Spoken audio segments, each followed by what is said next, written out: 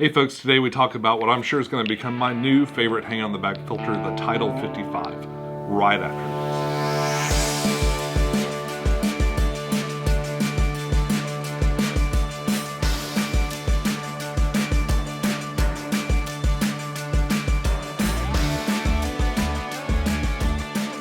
Hey YouTube, this is Pecktec, and today I'm going to talk to you about the feature-rich Tidal 55. Now this is the small one.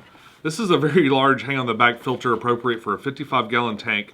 There's also a 75 and a 125, and the tanks they go to roughly go with the numbers. I'd like to start by saying that I've had a lot of hang on the back filters. Many different kinds, from the really cheap ones to some little bit more expensive ones. And this has everything I wanted all those other filters to do.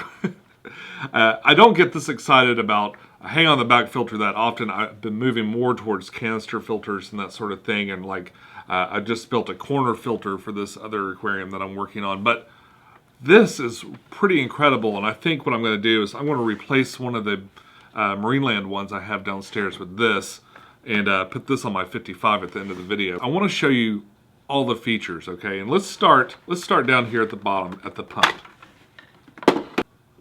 This has a really nice C-shape pump inside of it.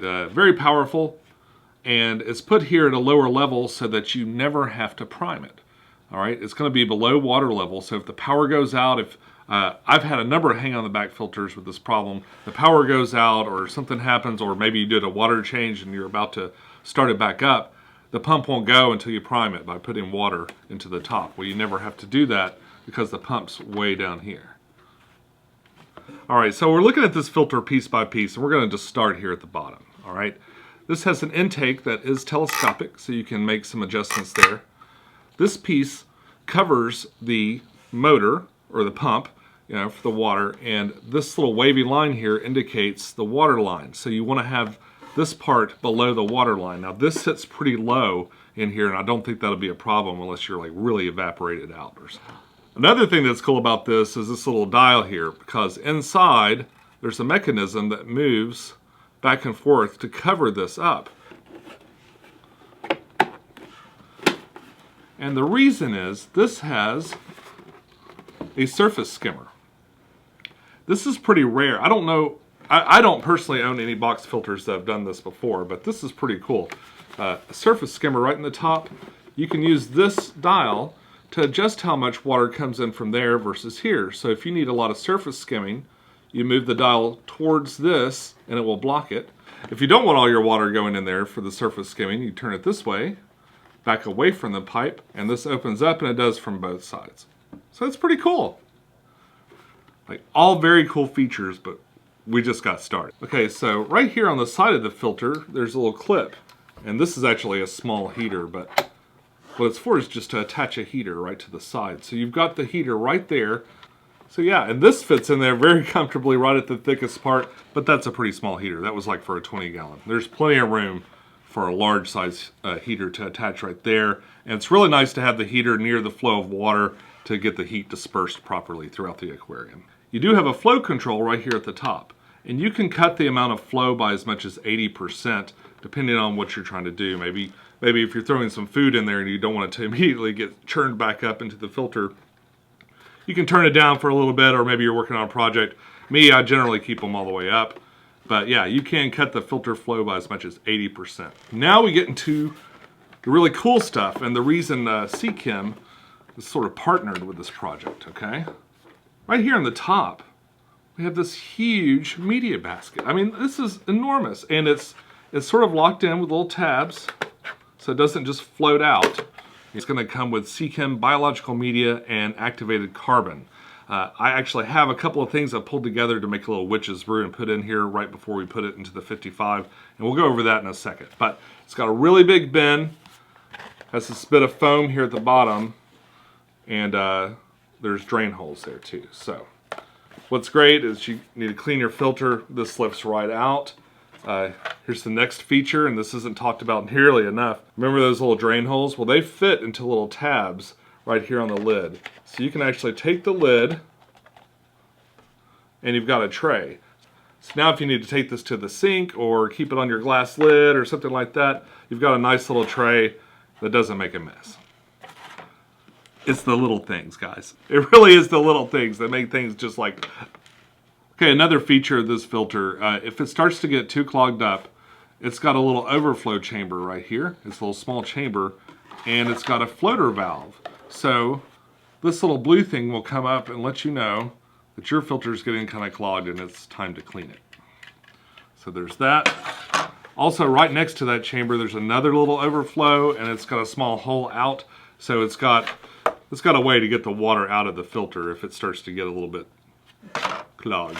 On the back here, we have this little dial, and what this does, of course, is move the filter closer or further away from the back of the glass. So when you go to mount it, it's just a real easy screw.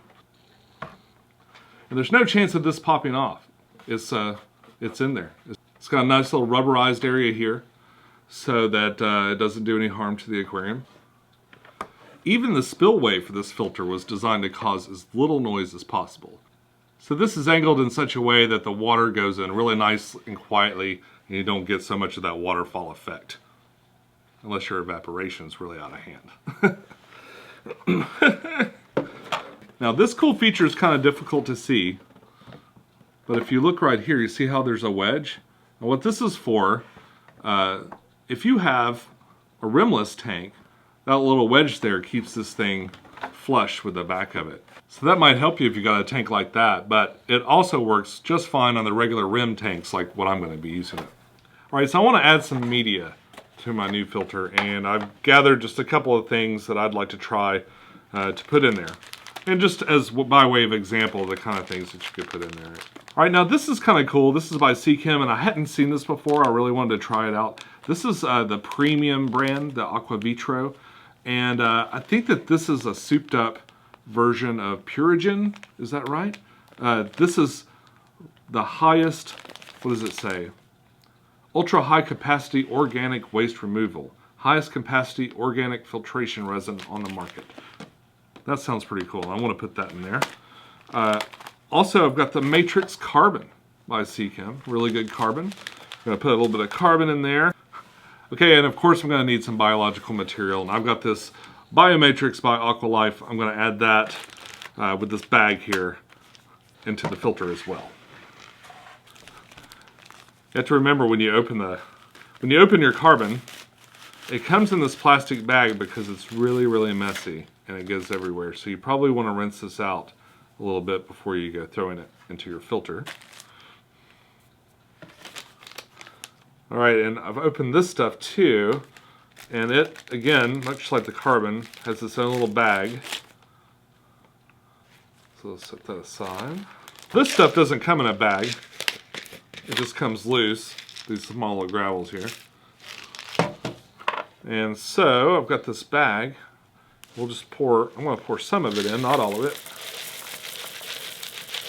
Got my own little sack of bio.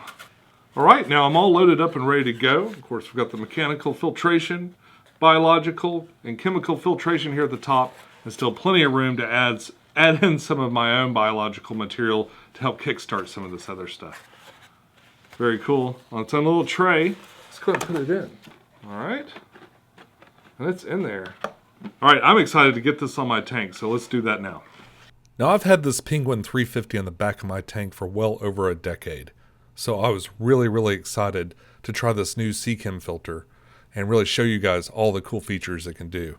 It's made out of a little bit better plastic than a regular filter, so it's just a little bit tougher than a regular hang on the back filter. Takes up a really small footprint, but doesn't compromise on power.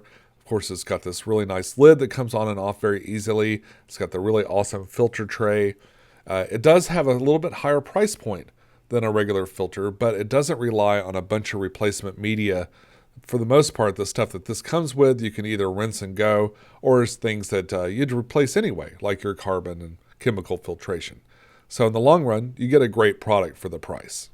Hey folks, and that's all I have for you today. Thank you for stopping by. Remember, if you like this video, be sure to give it a thumbs up.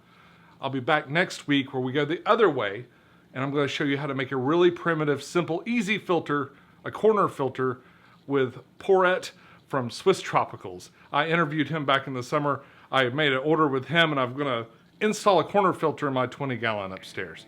So until next week, follow your bliss, keep a clean tank, and I'll see you soon.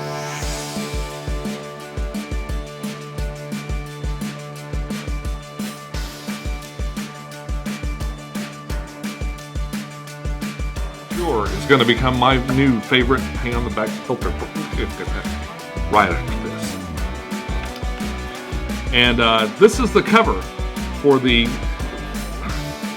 Alright, let's look at this filter. Very cool. So it gets as much flow by as possible to kind of help circulate. It's really important to keep your heater near your filter anyway. So it's kind of...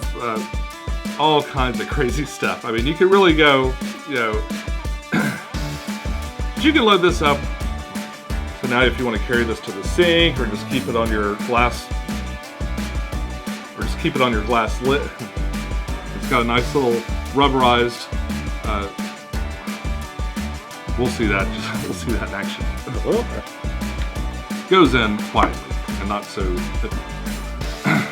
Hey folks, that's all I have for you today. Hey folks, thanks for stopping by today. That's all I have for you.